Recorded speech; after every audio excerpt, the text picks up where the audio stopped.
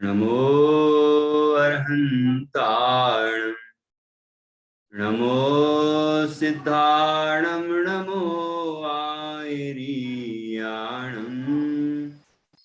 नमो अध्यायाणं नमो लोये सव्यसागुणम्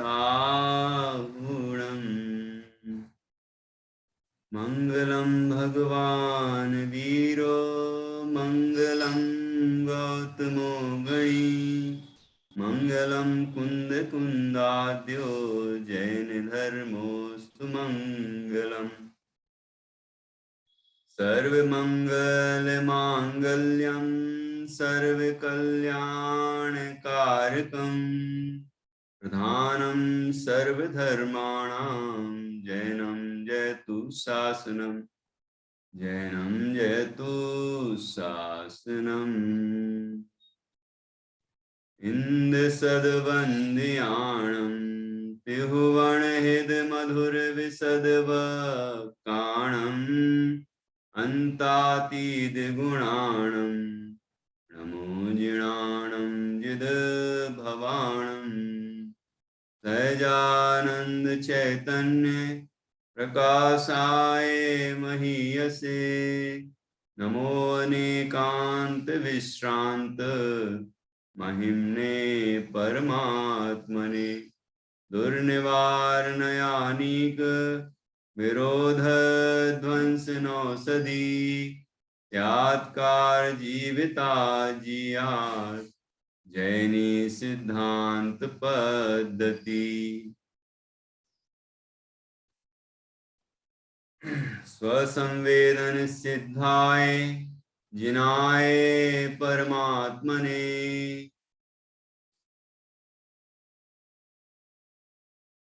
शुद्ध जीवास्तिकायाय नित्यानंद चिदे नमः।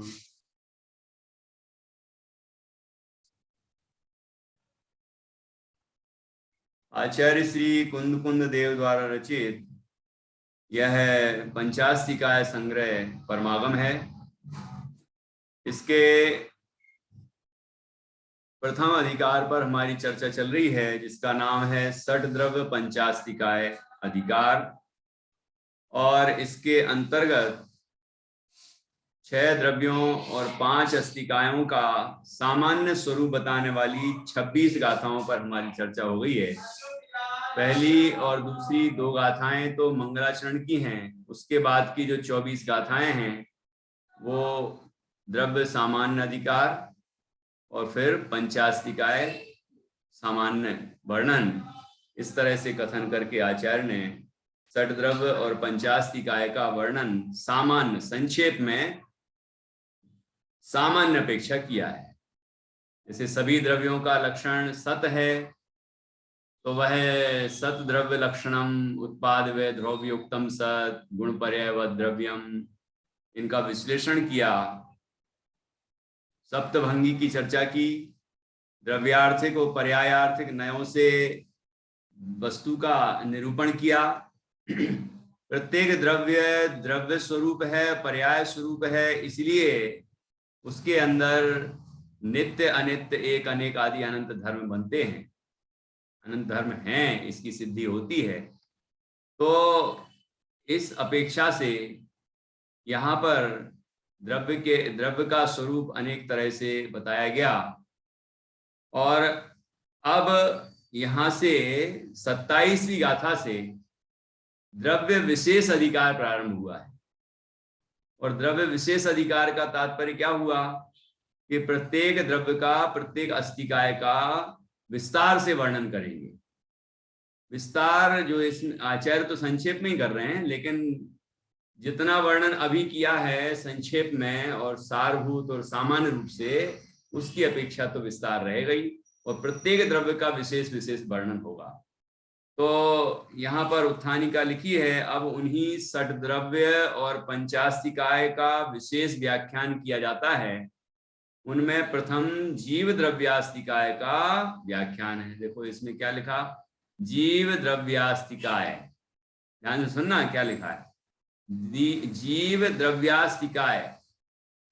दीदी साधना दी, जीव द्रव्यास्तिका एक शब्द का प्रयोग आया, इसका मतलब जीव द्रव्य का भी वर्णन हो गया और जीव आस्तिकाय का भी वर्णन हो गया, क्योंकि स्वरूप तो वही है, बस 6 द्रव्यों में ये अस्तिकाय हैं, ये अस्तिकाय नहीं है, ये बात है। काल द्रव्य अस्तिकाय नहीं है, तो उसकी चर्चा पहले भी आ गई, आखिरी में भी आएगी। और बाकी सब अस्तिकाय हैं, द्रव्य तो 6 हैं लेकिन अस्तिकाय 5 हैं। तो देखो जीव द्रव्यास्तिकाय ऐसे शब्द का प्रयोग किया है। और जैसे कि हमने द्रव्य संग्रह का स्वाध्याय किया है, तो उसमें पहली गाथा मंगलाचरण की है और दूसरी गाथा में जीव के 9 अधिकारों का वर्णन है, और फिर 1-1, 2-2 गाथाओं, 3-3 गाथाओं में जीव का वर्णन 14वीं गाथा तक किया है। फिर अजीब का वर्णन आता है, फिर अजीब के उद्गल, धर्म, अधर्म, आकाश और काल का वर्णन आया है अंत तक। तो इस तरह से पंचास्तिकाय का वर्णन आया, 6 द्रव्य पंचास्तिकाय, ये सब उसमें चर्चा है। वो संक्षिप्त तो सारभूत चर्चा है, यहाँ पर वो विषय थोड़ा सा विस्तृत है, ठीक है ना। तो मैंने जब देखा ये द्रव्य, यद्यपि पंचास्तिका संग्रह पर भी प्रवचन कर चुके हैं, अपने इसका स्वाध्याय हो चुका है, जब हम सोनागर में थे तो सभा में चलाया था, लेकिन और द्रव्य संग्रह पहले चलाया, फिर पंचास्तिका चलाया।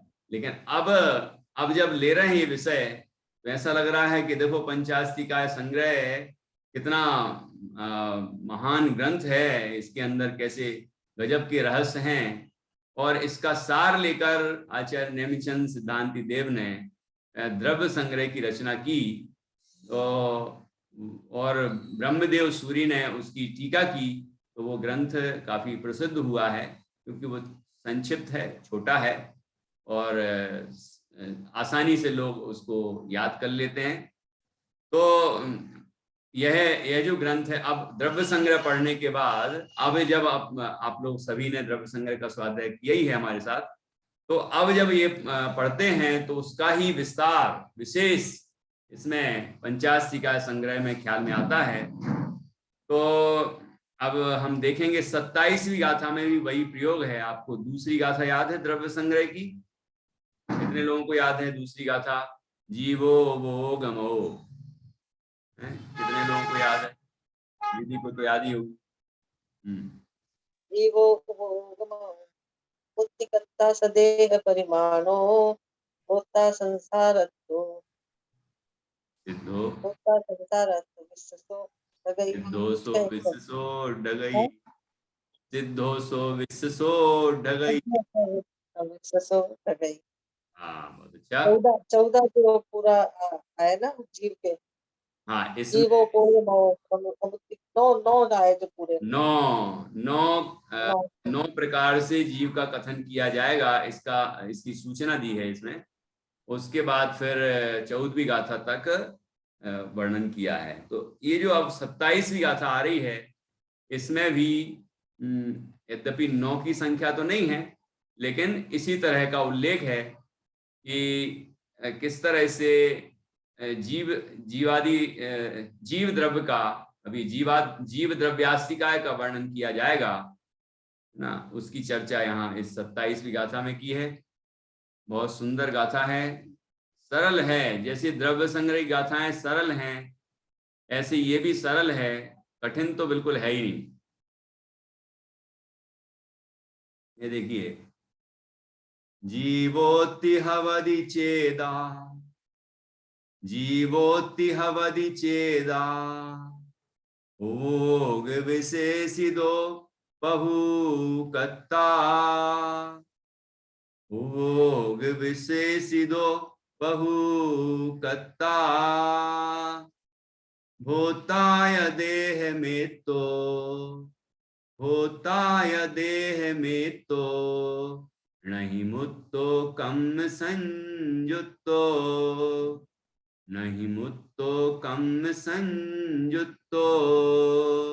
देखिए, जीवोत्ति हवदि चेदा, जीव भवति होता है, चेदा अर्थात चेतन, उपभोग विशेषिदो उपयोग विशेष वाला होता है, पहु पहु का संस्कृत में देखिए लिखा है प्रभु, प्रभु है जीव, कर्ता करता है, भोक्ता भोक्ता है, देह में तो देह मात्र है, देह प्रमाण है, ठीक है, मुत्तो मूर्तिक है, कर्म संयुक्तो कर्म से सहित है, ठीक है, कर्म से बंधा हुआ है, कर्म संयुक्त है। तो इस तरह से कितने हो गए, ये कितने पॉइंट हैं, देखो पहले जीवोत्ति तो जीव है, ये भी गिना जाता है, चेदा वह चेतन स्वरूप है, उपयोगमय है, प्रभु है, करता है, भोक्ता है, देह मात्र है, देह प्रमाण है, मतलब देह मात्र में ही रहता है, संसार अवस्था की बात है ये, मुत्तो मूर्तिक है, कर्म संयुक्ता संयुक्तो तो कर्म से संयुक्त है, 9 हो गए यहाँ भी, है ना। अब इसका आगे की गाथाओं में इन्हीं बिंदुओं का बहुत सुंदर विस्तार किया जाएगा, उसकी चर्चा आगे आगे आएगी। देखिए अब यहाँ इसका हम अन्वयार्थ पढ़ते हैं।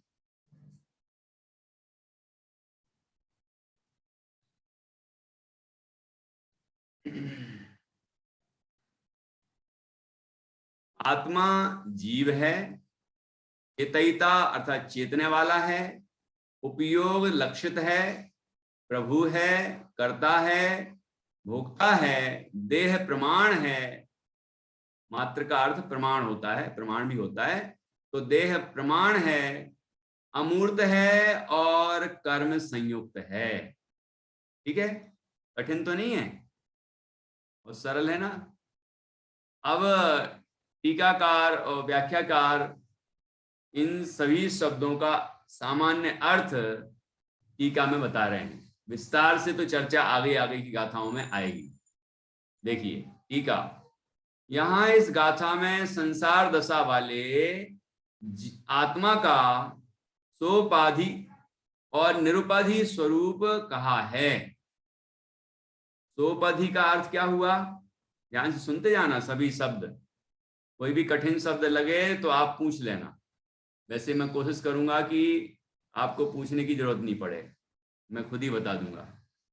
सोपाधि अर्थात उपाधि से सहित, मतलब निमित्त सहित, निमित्त की अपेक्षा जिसमें लगे, है ना, कर्म उपाधि, देह की उपाधि, संसार अवस्था की उपाधि, ये उपाधियां तो हैं और लोग उपाधियां ले लेके अपने आप को महान समझते हैं, है ना, ये कॉलेज की उपाधियां मिलती हैं, ये उपाधियां हैं और क्या हैं, तो ये आत्मा का स्वरूप नहीं है ये, ठीक है, उपाधि सोपाधि स्वरूप बताया जाएगा।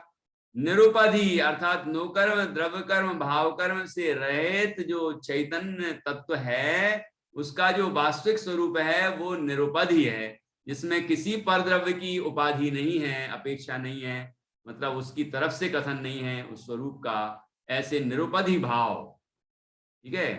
तो जो रागादि भाव है वो भी सोपाधि है, औपाधिक भाव है, और आत्मा का जो वीतराग स्वभाव है, जो चैतन्य स्वभाव है, जो सिद्ध स्वभाव है, जो आत्मा का वास्तविक स्वभाव है, वो निरुपाधि है, उसमें कोई कर्म की उपाधि नहीं है, वो आत्मा का जैसा स्वभाव है वैसे ही प्रकट हुआ है।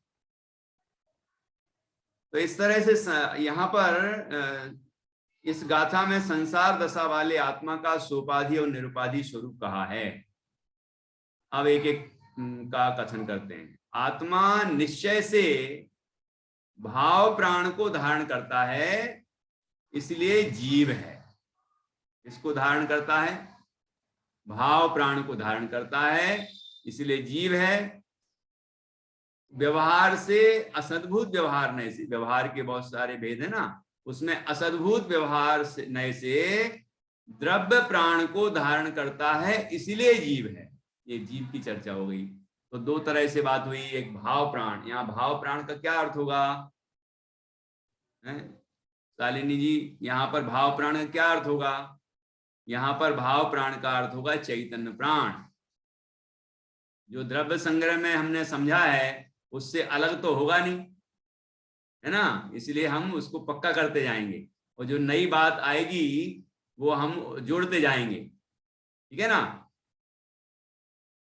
तो भाव प्राण अर्थात चैतन्य प्राण, क्योंकि निश्चय से बात की है, आत्मा निश्चय से भाव प्राण को धारण करता है अर्थात चैतन्य स्वभाव को धारण करता है, ठीक है। इसीलिए जीव है, व्यवहार से द्रव्य प्राण को धारण करता है, वो भी असद्भुत व्यवहार।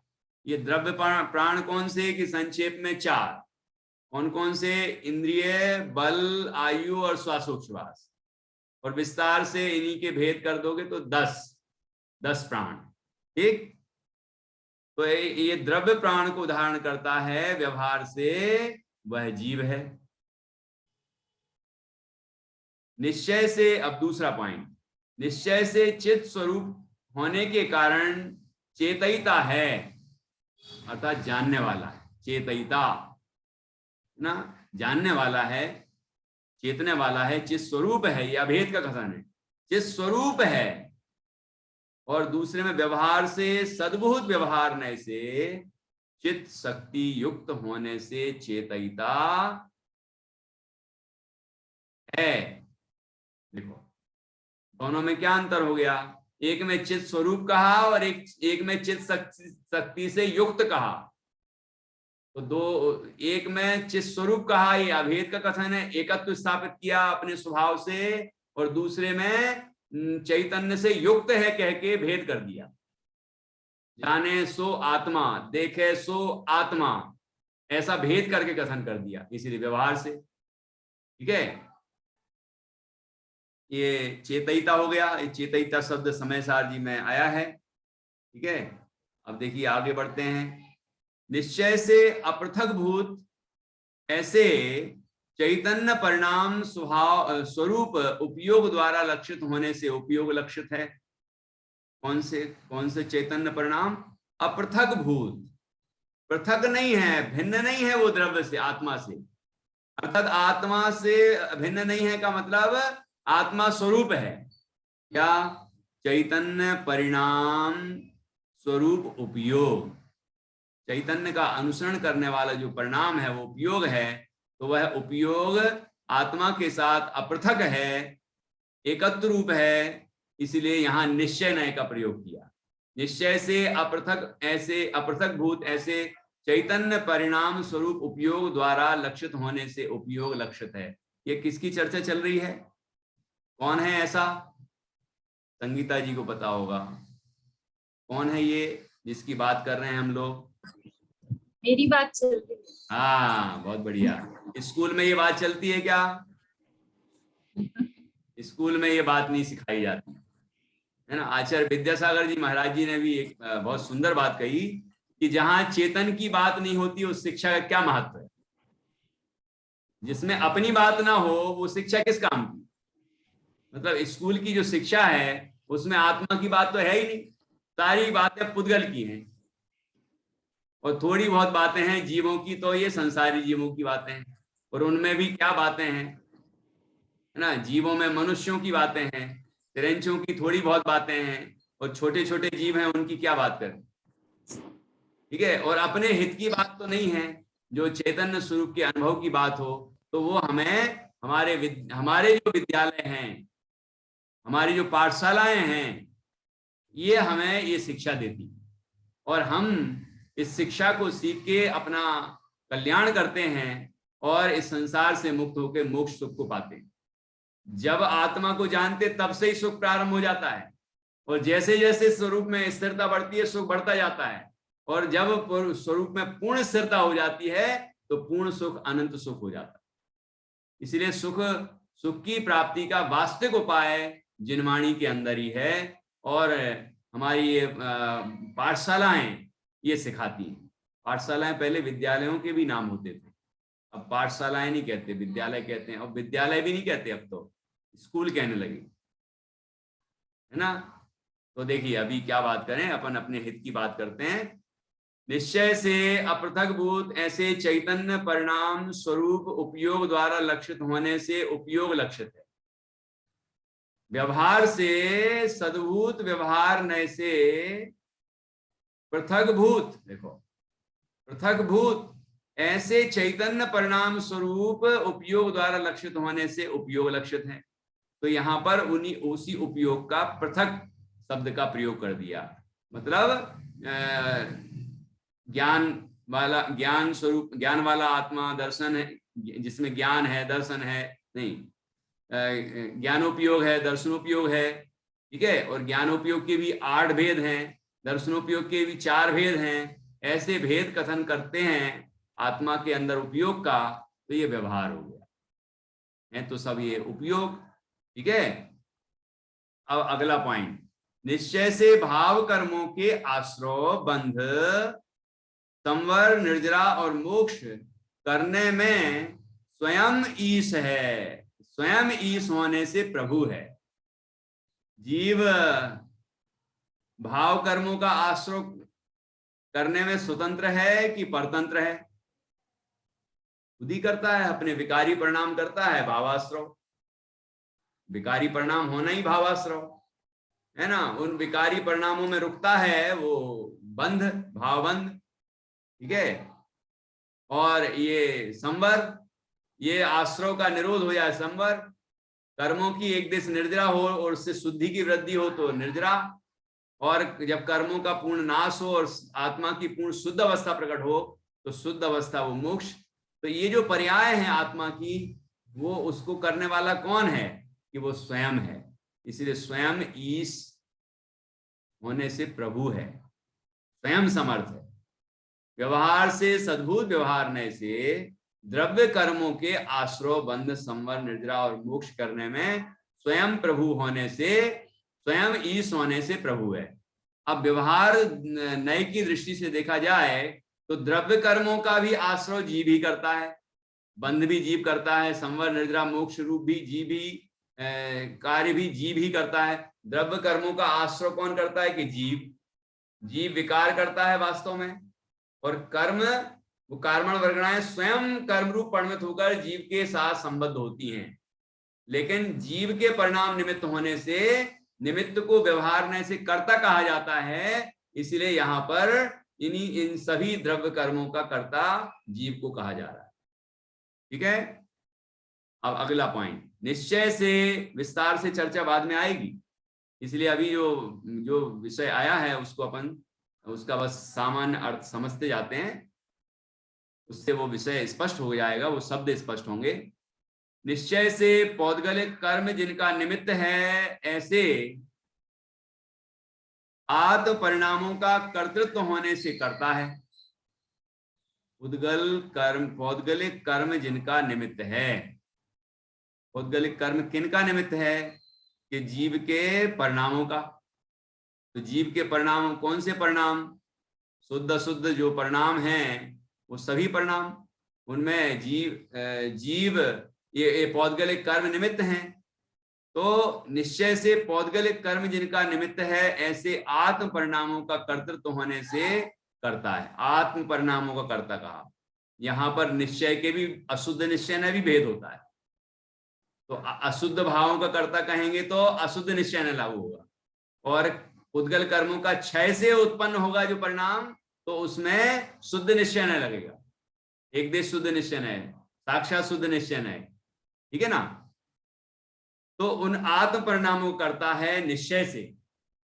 व्यवहार से असद्भुत व्यवहार नय से आत्म परिणाम जिनका निमित्त है, ऐसे पौद्गलिक कर्मों का कर्तृत्व होने से करता है। अब यहाँ दूसरी तरफ से चर्चा की कि आत्म परिणामों के निमित्त से कर्म की क्या क्या अवस्थाएं होती हैं। कर्म का आश्रय होता है, कर्म का बंध होता है, कर्म का संवर, निर्जरा, मोक्ष होता है, मतलब कर्म का अभाव होता है ना। ऐसे कर्म की और भी अवस्थाएं होती हैं, उदय, उपसम, क्षय, उपसम आदि। तो इन सभी अवस्थाओं का कर्ता कौन?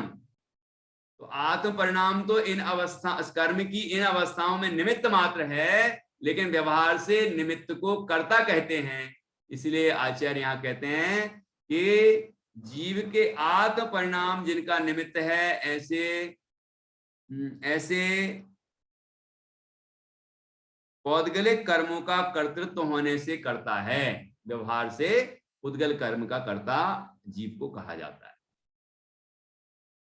अगला पॉइंट, निश्चय से शुभाशुभ कर्म जिनका निमित्त है ऐसे सुख दुख परिणामों का भोक्तृत्व होने से भोगता है। जो जीव को शुभ और अशुभ परिणाम होते हैं उन परिणामों के निमित्त से जीव को सुख और दुख होता है। शुभ परिणाम होंगे, दया दान पूजन भक्ति आदि व्रत आदि के जो परिणाम हैं, शुभ भाव हैं, उनके होने से जीव को सुख होता है। और जब जीव पाप रूप परिणमन करता है, ठीक है, राग द्वेष हिंसा झूठ चोरी आदि तीव्र कसाएं इन सब विकार रूप परिणमन करता है तो जीव दुखी होता है। तो आत्मा के परिणामों का, आत्मा के शुभ अशुभ परिणामों के फल में जो सुख और दुख हुआ, यहाँ पर कसाय रहित परिणाम होने पर जो सुख होता है उसकी बात नहीं करना। यहाँ पर कह रहे हैं कि निश्चय से शुभ अशुभ कर्म जिनका निमित्त है ऐसे सुख दुख परिणामों का भोक्तृत्व होने से भोगता है। ठीक है, उनको भोगने वाला है जीव, अपने सुख दुख परिणामों को जीव खुद भोगता है। ठीक है, और व्यवहार से असद्भुत व्यवहार नए से शुभाशुभ कर्मों से संपादित इष्टानिष्ट विषयों का भोक्तृत्व होने से भोगता है। और व्यवहार से देखा जाए तो उन शुभ अशुभ कर्मों के निमित्त से जो अनुकूल प्रतिकूल संयोग मिले हैं, पंचेंद्रिय के विषय मिले हैं, उनको जीव भोगने वाला है। ठीक है, पंचेंद्रिय के विषयों को भोगने वाला कौन है? कि व्यवहार से जीव ही भोगने वाला है। ठीक है, देखो इनमें ये जो सुख दुख परिणामों का भोक्ता कहा, यदि जीव उन परिणामों का भोक्ता ना हो और शुभ शुभ कर्मों का कर्ता ना हो तो उनके अभाव का कर्ता कौन होगा? इन परिणामों का भोगने वाला भी जीव है तो करने वाला जीव है, तो इनका नाश भी करने वाला जीव ही है। तभी तो इन विकारों से हम मुक्त होंगे और वीतराग परिणाम रूप परिणमित होंगे। तो वीतराग परिणामों का कर्ता भी जीव को कहा है। ठीक है, और पंचेंद्रिय के विषयों को कौन भोगता है? वस्तुतः तो जीव अपने विकार रूप परिणाम करता है, लेकिन इन पंचेंद्रिय के विषय, वो उस समय पंचेंद्रिय के विषयों को भोगता हुआ दिखता है, या जब जीव को शुभ शुभ परिणामों के शुभ शुभ कर्मों के उदय से जो पंचेंद्रिय के विषय मिलते हैं उनको भोगने का परिणाम जीव करता है, तो भोगता हुआ दिखता है। दिखता है कि नहीं? कि भोजन किया, कि घर की साफ सफाई की, कि साज सज्जा की, परिग्रह जोड़ा, दुकानदारी की, ये सब काम किए, तो जीव का योग और उपयोग उसमें निमित्त है ना। और वो जो धन हिंसा झूठ चोरी कुशील जो कुछ भी बाहर में हुआ, तो उन जो या पंचेंद्रिय के विषयों का भोग हुआ, तो उन भोगों में जीव के परिणाम भी हुए थे। इसलिए वस्तुतः तो जीव अपने परिणामों करता है, लेकिन व्यवहार नए से वह उन पंचेंद्रिय के भोगों को भोगने वाला है। ठीक है, इसलिए यहां पर भोक्ता कहा। ठीक है, व्यवहार नए से। अब आगे, निश्चय से लोक प्रमाण होने पर भी विशिष्ट अवगाहन परिणाम की शक्ति वाला होने से नाम कर्म से रचित छोटे बड़े शरीर में रहता हुआ व्यवहार से तद्भुत व्यवहार नए से देह प्रमाण है। क्या कहा? निश्चय से कितना है? निश्चय से लोक प्रमाण होने पर भी। निश्चय से तो कितने प्रदेश हैं जीव के अंदर? 3 लोक में फैल जाए इतने प्रदेश हैं। तो वो अभी संकुचित रूप है। प्रदेशों की संख्या तो उतनी ही है, या समझना कि प्रदेशों की संख्या कम हो गई। जैसे रबड़ है, रबड़ संग्रह में भी उदाहरण दिया रबड़ का। तो रबड़ है, वो ऐसी खींचते गए हम तो बड़ी दिखती है, और हमने छोड़ दी तो वो इतनी सी दिखती है। गुब्बारा है, गुब्बारा, वो फुला दो तो इतना बड़ा हो जाता है, और हवा निकल जाए तो इतना सा होता है, बिल्कुल छोटा सा। ठीक है ना। तो कहने का तात्पर्य कि परमाणु तो उतने ही है ना, परमाणु तो उसमें उतने ही हैं, लेकिन वो ऐसा फैल गया, संकुचित हो गया। ऐसे जीव संकोच और विस्तार करता है, लेकिन प्रदेशों की संख्या तो असंख्यात ही रहती है, लोक प्रमाण असंख्यात ही रहती है। तो यहाँ कहा कि निश्चय से तो लोक प्रमाण होने की क्षमता है, लोक प्रमाण असंख्यात प्रदेशी है, और विशिष्ट अवगाह परिणाम की शक्ति वाला होने से नाम कर्म से रचित छोटे बड़े शरीर में रहता हुआ व्यवहार से देह प्रमाण है। व्यवहार से कैसा है कि देह प्रमाण, और ऐसी संकोच विस्तार की शक्ति है जीव में, तो उससे जैसा शरीर मिलता है छोटा बड़ा, तो उसके प्रमाण वह संसार अवस्था में रहता है। व्यवहार से असद्भुत व्यवहार से कर्मों के साथ एकत्व परिणाम के कारण मूर्त होने पर भी निश्चय से अरूपी स्वभाव वाला होने के कारण अमूर्त है। क्या कहा? अमूर्त बताना है ना, तो पहले मूर्त बताया कि व्यवहार से कर्मों के साथ एकत्व परिणाम के कारण मूर्त होने पर भी, ये कर्मों के साथ एकत्व कहा जाता है ना। ये देखो, ये जीव है, ऐसा कहते ये जीव बैठा है, देखो ये जीव है, ये चींटी जा रही तो हम कहते वो जीव है ना। ये कहाँ से बताया? वो जो शरीर का संयोग है वहां से जीव का उल्लेख किया हमने, कथन किया। कर्मों से बंधा है उस तरफ से हमने जीव का वर्णन किया, तो हमने कहा कि वो तो रूपी है ना। वो इस तरह से हमने उसको देह की तरफ से, कर्मों की तरफ से रूपी कहा। ये व्यवहार ने संयोग से ज्ञान कराना, अरूपी को रूपी का संयोग होने से रूपी कह देना, ये व्यवहार ने। व्यवहार से कर्मों के साथ एकत्व परिणाम के कारण मूर्त होने पर भी निश्चय से अरूपी स्वभाव वाला होने के कारण अमूर्त है। जिस समय नो कर्म, द्रव्य कर्म, भाव कर्म से बंधा है, उस समय वह अपने स्वभाव रूप है, अरूपी है। वह कोई अपना स्वभाव नहीं छोड़ देता, वह तो अरूपी ही रहता है, अमूर्ति ही रहता है। ऐसा निश्चय स्वभाव है जीव का। अब अगला बिंदु, निश्चय से पुद्गल परिणाम को अनुरूप चैतन्य परिणामात्मक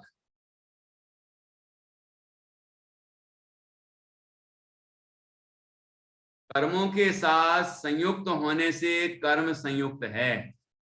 किसके लिए अनुरूप कहा? निश्चय से पुद्गल परिणाम को अनुरूप चैतन्य परिणामात्मक कर्मों के साथ संयुक्त होने से। पुद्गल परिणाम को अनुरूप क्या अर्थ हुआ इसका? कि जो चैतन्य परिणाम पुद्गल परिणामों के अनुरूप हो, मतलब जीव को जो शुभ अशुभ परिणाम हुए, उससे कार्मण वर्गणाएं कर्म रूप से परिणमित होकर जीव के साथ बन जाती। तो ये वो जीव के जो शुभ अशुभ परिणाम हैं, ये उन पुद्गल कर्मों के अनुरूप हो गए। दूसरा, कर्म का आया उदय, मोहिनी कर्म का यहाँ उदय आया और जीव को मोह परिणाम हुए, तो ये भी कर्मों के अनुरूप हो गए। ठीक है, तो उन परिणामों का कर्ता कौन? उन परिणामों से संयुक्त कौन है? कि वास्तव में जीव है। कि अपने जो विकारी परिणाम है, जिनको हम भाव कर्म कहते हैं, उन परिणामों से संयुक्त है जीव। इस अपेक्षा कर्म संयुक्त कहा निश्चय से। जीव अपने भाव कर्मों से संयुक्त है। और अब कर्म संयुक्त किसको कह रहे हैं? कि व्यवहार से, असद्भुत व्यवहार से चैतन्य परिणाम को अनुरूप उद्गल परिणामात्मक कर्मों के साथ संयुक्त होने से कर्म संयुक्त है। देखो, व्यवहार से कर्म संयुक्त कहा, मतलब द्रव्य कर्म से संयुक्त कहा, द्रव्य कर्म से बंधा हुआ कहा, उनसे युक्त कहा, सहित कहा। और निश्चय से अपने भाव कर्म, मतलब मोह राग द्वेष आदि विकारी परिणाम, उन विकारों से संयुक्त कहा। तो निश्चय में अशुद्ध निश्चय नहीं भी होता है। ठीक है, और व्यवहार में यहां उल्लेख कर ही दिया है, असद्भुत व्यवहार में। तो इस तरह से जीव का यहाँ पर वर्णन किया गया है, ये उल्लेख है अभी, इसका विस्तार से वर्णन अगली गाथाओं से प्रारंभ होगा।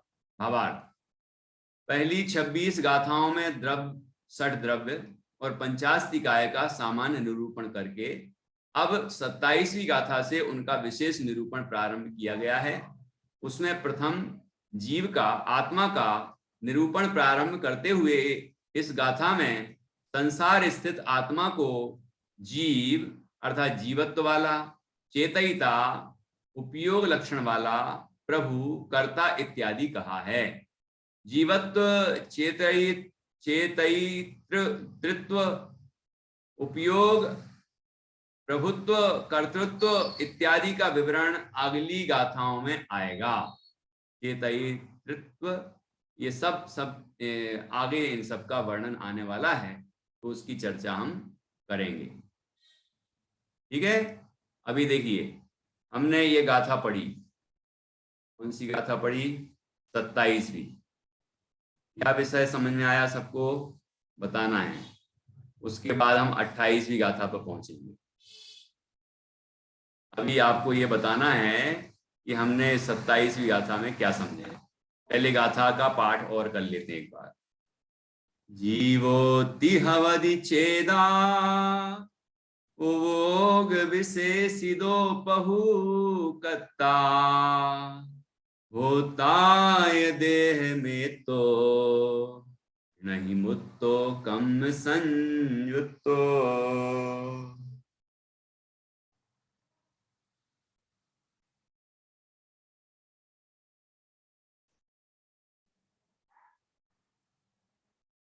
देखिए क्या बताया इसमें, कौन बताएंगे?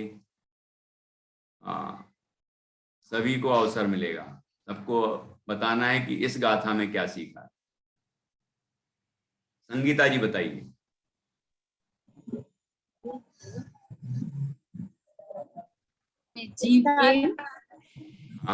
जीव के नौ विशेषण बताए पहले तो। जीव है, अब वो ठीक है, वो गिनाना मत। जीव के ये 9 विशेषण बताए, अब इससे क्या बताया? फिर सबको व्यवहार से और निश्चय से दोनों अपेक्षा बताई। बहुत अच्छा, बहुत बढ़िया। हाँ, फिर इससे क्या समझ में आया हमें? से समझ में आया कि जीव सब कुछ भी करने के लिए स्वतंत्र है, मतलब परद्रव्य का भी कुछ भी कर सकता है। हाँ, उसमें भी स्वतंत्र ही है क्योंकि कर्म बांधता है। नहीं तो परद्रव्य में क्या कर सकता है?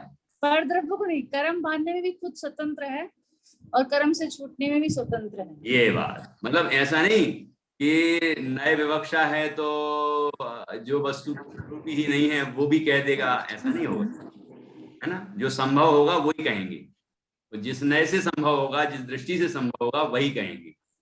बहुत अच्छा।